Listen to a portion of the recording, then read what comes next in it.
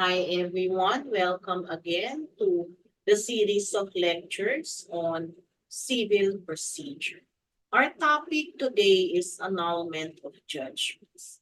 Annulment of judgment is another post-finality remedy. It is a remedy that can be availed of after the judgment has already become final and executory. Annulment of judgments can be found in Rule 47 of the 1997 Rules of Civil Procedure. Okay. Now, what is the scope of annulment of judgments? It shall govern annulment by the Court of Appeals of final orders and resolutions in civil actions of RTCs for which new trial, appeal, petition for relief, or other appropriate remedies are no longer available through no fault of the petition. So it is one that is filed with the Court of Appeals. It is one which is available only for civil actions. And it is one in which the petitioner has not availed of any new trial, appeal, petition for relief through although it is without use. Now, what are the grounds for annulment? The annulment may be based only on the grounds of extrinsic fraud and lack of jurisdiction. So there are only two grounds for a petition for annulment of judgment. That is extrinsic fraud and lack of jurisdiction. Extrinsic fraud shall not be a valid ground if it was availed of or could have been availed of in a motion for new trial or petition for relief. Okay, so if you have previously availed of a petition for relief or a motion for new trial citing extrinsic fraud, then you cannot use it as a ground for annulment of judgment. Now, what is the period to file an action for annulment of judgment? If based on extrinsic fraud, the action must be filed within 4 years from discovery. If it is based on lack of jurisdiction, it must be filed before it is barred by laches or estoppel. Okay. What are the contents of the petition? The action shall be commenced by filing a verified petition alleging the facts and the law relied upon for annulment, as well as those supporting the petitioner's good and substantial cause of action or defense. Okay, so you must allege either the extrinsic fraud or the lack of jurisdiction, and you must uh, state your good and substantial cause of action or defense. The petitioner should also submit affidavits of witnesses or documents supporting the cause of action or defense. And also, you must also append a certified true copy of the judgment, final or order or resolution. You must remember that a petition for relief from judgment is an extraordinary remedy. It is an equitable recourse and it is only available in exceptional cases when there is no other available or adequate relief that can be availed. It applies only to judgments, final orders, and resolutions in civil cases issued by the RTCs. It does not apply to criminal cases or those rendered by quasi-judicial agencies. An action for annulment of judgment may not be invoked in the following cases: when the party has already availed himself of the remedy for new trial, appeal, petition for relief, or other appropriate remedy, and he has lost, or when he has failed to avail himself of those remedies through his fault or negligence. Now, what are the grounds for annulment of judgment? Extrinsic fraud committed by the adverse party. The party seeking relief was prevented from presenting his case in court. Okay, so the extrinsic fraud, for fraud to be extrinsic, it must emanate from the other party. And also lack of jurisdiction. When we say lack of jurisdiction, it covers lack of jurisdiction over the subject matter and lack of jurisdiction over the person of one of the parties. We have the case of People versus Bitanga. So, Traders Royal Bank filed an information for estafa against Bitanga. Now, when it was time for the defense to present his case, however, Bitanga failed to appear and adduce evidence. So, the RTC promulgated the decision in absentia, finding Bitanga guilty as judge. Now, Bitanga filed with the Court of Appeals a petition for annulment of judgment on the ground of extrinsic fraud. Okay, the Supreme Court said the remedy cannot be resorted to when the RTC's judgment being questioned was rendered in a criminal case. There is no basis in law or the rules to extend the scope of Rule 47 to criminal cases. When there is no law, the rule providing for the remedy recourse cannot be allowed. A petition for annulment of judgment is a remedy in equity, so exceptional that it can be availed of only when other remedies are wanted. Okay. Extrinsic or collateral fraud is trickery practiced by the prevailing party upon the unsuccessful party, which prevents the latter from fully proving his case. It affects not the judgment itself, but the manner in which the judgment is made. You cannot do anything about the judgment because the judgment is already final. But when we speak of extrinsic fraud, it is a fraud which emanated from the opposing party, okay, and it has relation to the manner by which the judgment was obtained. By no stretch of imagination can we equate the negligence of the petitioner and his former counsel to extrinsic fraud. Extrinsic fraud refers to any fraudulent act of the prevailing party in the litigation which is committed outside of the trial where the unsuccessful party has been prevented from exhibiting fully his case by fraud or deception practiced on him by his opponent.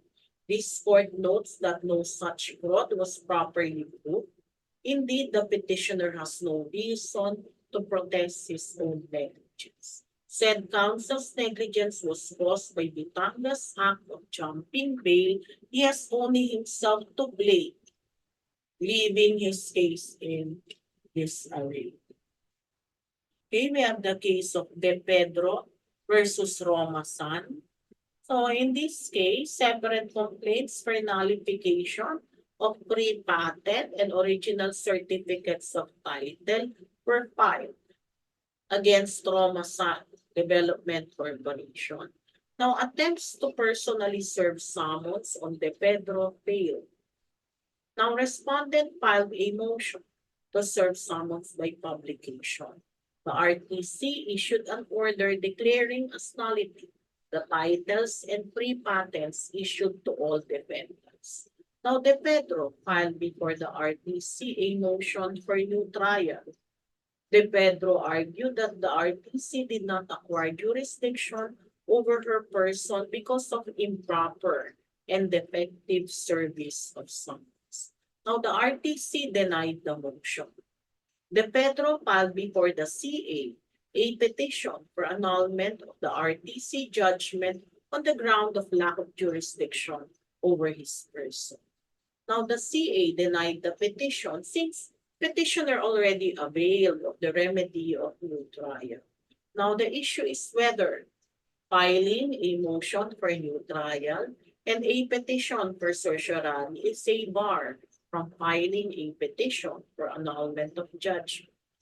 Okay, the Supreme Court said, regardless of the nature of the action, proper service of summons is imperative. A decision rendered without proper summons suffers a defect in jurisdiction. Moreover, it cannot be concluded based on the return that personal service was rendered impossible under the circumstances. The issuance of a judgment without proper service of summons is a violation of due process rights. The judgment suffers a jurisdictional defect. After the trial, the case would have been the proper subject of an action for annulment of judgment. Petitioner learned about the action for annulment of title only after the filing of an action for annulment of judgment. However, she filed a motion for new trial without alleging any proper ground. The CA denied the petition for her failure to allege any ground for new trial. When petitioner erroneously filed a motion for new trial and instead of an action for annulment of judgment, she was deemed to have voluntarily participated in the proceedings against her title. The actions and remedies she chose to avail bound her. Petitioner's failure to file an action for annulment of judgment at this time was fatal to her cause. We cannot conclude now that she was denied due process. Lack of jurisdiction being a valid ground for annulment of judgment, circumstances that negate the court's acquisition of jurisdiction, including the effective service of summons, are causes for an action for annulment of judgment. So when your ground is lack of jurisdiction over your person, okay, the proper remedy is an action for annulment of judgment.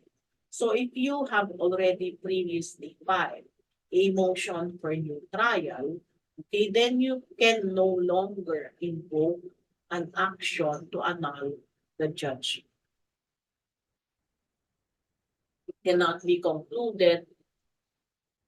Petitioner's filing of a petition for annulment of judgment after she has filed a motion for new trial and lost, with both actions raising the same ground, reveals an intent to secure a judgment in her favor by abusing and making a mockery of the legal remedies provided by law.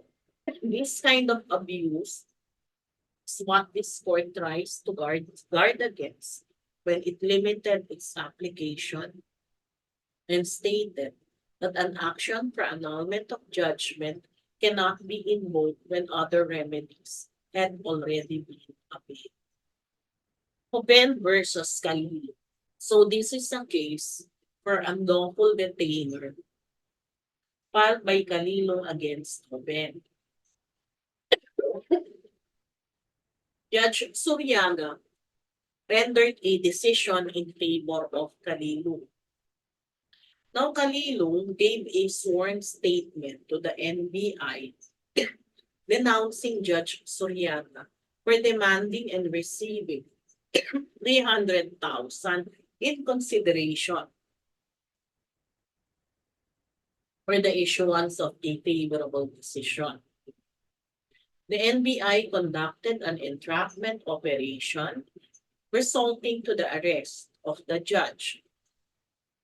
Now, Hoben filed a complaint for annulment of judgment before the RTC, seeking to annul the judge's decision in the ejectment case on the ground of extrinsic fraud. The judgment that he rendered in the ejectment case has been irrevocably tainted with corruption when Suryaga demanded and received money from Calilo in order that the latter may secure the favorable outcome of the case. As a result of the acts of both Calilo and Suryaga, Hoben was prevented from receiving a fair and just trial. The judgment rendered by Suryaga must be annulled, for said decision was procured by the prevailing party through extrinsic fraud. It is only extrinsic or collateral fraud as distinguished from intrinsic fraud that can serve as a basis for annulment of judgment. Fraud has been regarded as extrinsic when it is one the effect of which prevents a party from having a trial or a real contest, or from presenting all of his case to the court, or when it operates upon matters pertaining not to the judgment itself, but the manner in which it was procured, so that there is not a fair submission of the controversy. Extrinsic fraud has been committed against Joven. The receipt of the money demanded by Suryaga from Canilong is clearly an act used to procure judgment without a fair submission of the controversy. It was a fraudulent act of the prevailing party done outside the trial. Because of the bribery, the controversies involved in the ejectment case has already been predetermined to prejudice him. So the case of Joven versus Calilong is an illustration of what extrinsic fraud is all about. Okay? The fraud must emanate from the opposing party and must have prevented the other party from presenting his case or from obtaining a fair judgment. Baclaran Marketing versus Nieva. So this is a case for damages arising from a vehicular collision. Now, judgment was rendered dismissing the complaint. Said decision was reversed and damages were awarded to Cebulo. So, PMC filed a petition for annulment of judgment before the CA, citing extrinsic fraud, which deprived him of due process and opportunity to present his case.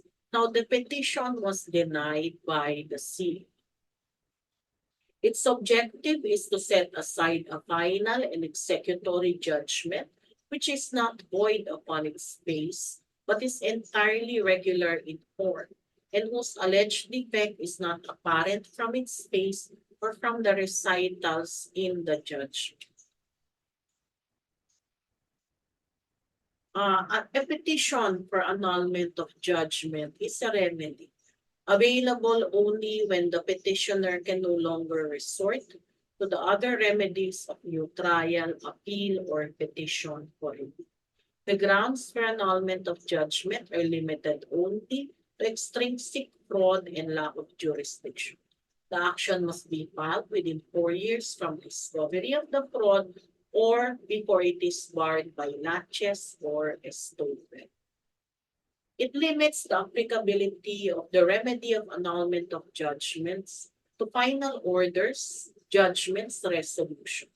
A final judgment or order is one that finally disposes of a case, leaving nothing more for the court to do in respect thereto. An auction sale and a writ of execution are not final orders. Thus, they cannot be nullified through an action for annulment of judgment. Fraud is not extrinsic if the alleged fraudulent act was committed by the petitioner's own counsel. The fraud must emanate from the act of the adverse party and must be of such nature as to deprive petitioner of its daily work. A lawyer's mistake or gross negligence does not amount to extrinsic fraud that would grant a petition for annulment of judgment. So the extrinsic fraud, to reiterate, must emanate from the opposing party and not from the party's own counsel. Since the negligent act was accompanied by BMC's own negligence, the latter shall be bound by the former's negligence. We now move to the case of Imperial versus Arnes. So the issue in this case is whether the RTC has jurisdiction to declare the nullity of the decision of the SEC. The Supreme Court said that in cases where a tribunal's action is tainted with grave abuse of discretion, Rule 65 provides the remedy, a special civil action for certiorari. Okay,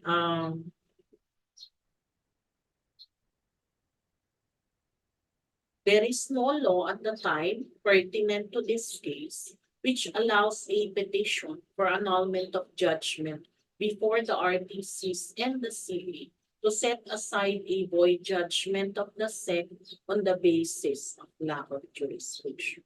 So you must remember that petitions for annulment of judgment are available only as a post-finality remedy for civil cases that are rendered by the regional trial courts. Does not apply to criminal cases, does not apply to decisions of quasi-judicial agencies. Okay? What is the action by the court? Okay, if the court finds no merit in the petition for annulment of judgment, it will be dismissed outright. Okay, if there is prima facie merit, it shall be given due course and the summons shall be served on the respondent. And then the procedure for ordinary civil cases shall be observed. If trial is needed, the reception of evidence may be referred to a member of the CA or may be delegated to a judge of the RTC. A judgment of annulment shall set aside the question judgment or final order and render the same null and void without prejudice to the original action being refiled in the proper court. However, when the judgment or final order is set aside on the ground of extrinsic fraud, the court may on motion order the trial court to try the case as if a timely motion for new trial had been granted. The prescriptive period for the refiling of the original action shall be deemed suspended from the filing of such original action until the finality of the judgment or annulment. So the judgment of annulment may include an award of damages, attorney's fees, and other relief. An action to annul a judgment or final order of a municipal trial court first level shall be filed in the RTC having jurisdiction over the court.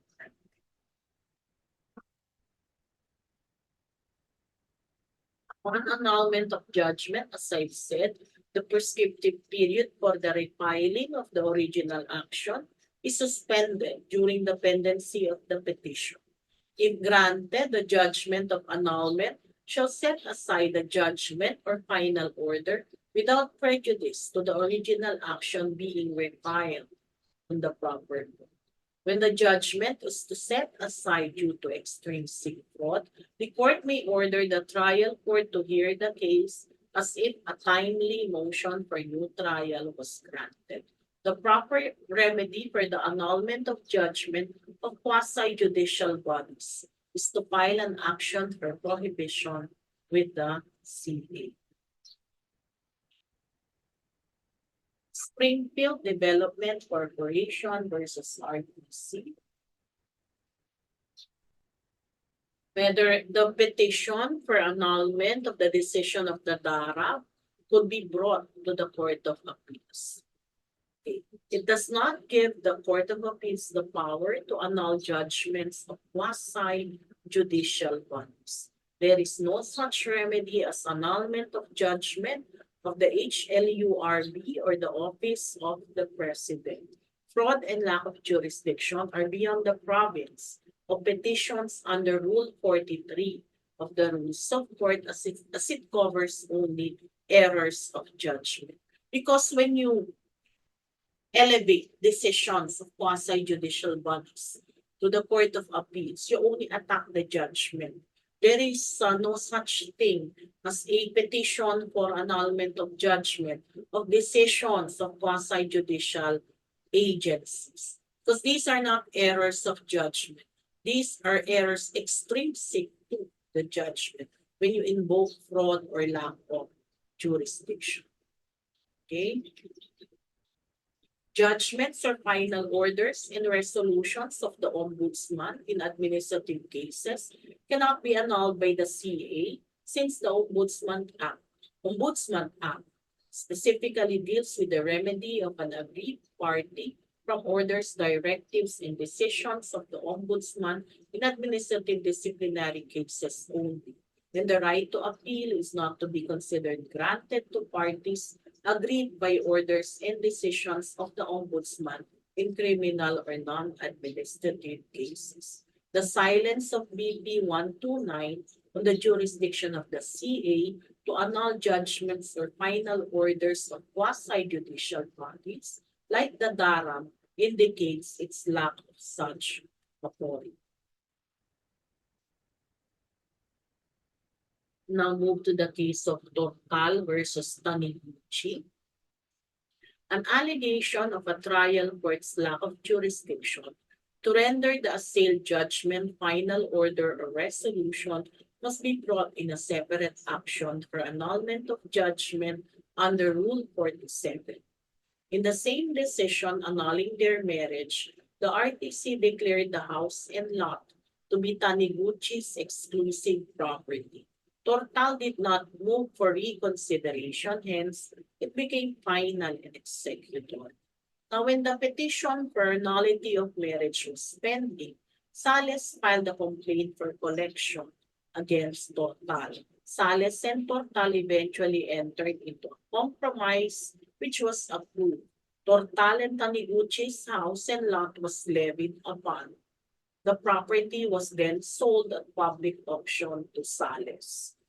Now, in his petition for review on certiorari, Tortal maintains that the RTC nullifying his marriage decision was null and void as there was no valid service of summons on him. If indeed summons was not properly served, then his remedy is a petition for annulment of judgment under Rule 47. A petition for annulment of judgment of the RTC may be given due course if it is sufficiently proven that the ordinary remedies of new trial, appeal, petition for relief are no longer available without his fault. However, instead of directly assailing the RTC's decision, which granted the nullity of marriage, in an action for annulment of judgment, petitioner chose to tackle the issue in his appeal of the RTC decision, which nullified the levy and sale of his house and lot to Sales. This is clearly not the correct remedy. Okay. It became final and executory. Hence, the lower courts did not err in granting the petition for nullity of levy and sale at auction, since respondent was the established exclusive owner of the house and lot. Petitioner had no authority to use the real property as security for his indebtedness with Sales. So that's it for annulment of judgment. Thank you for listening.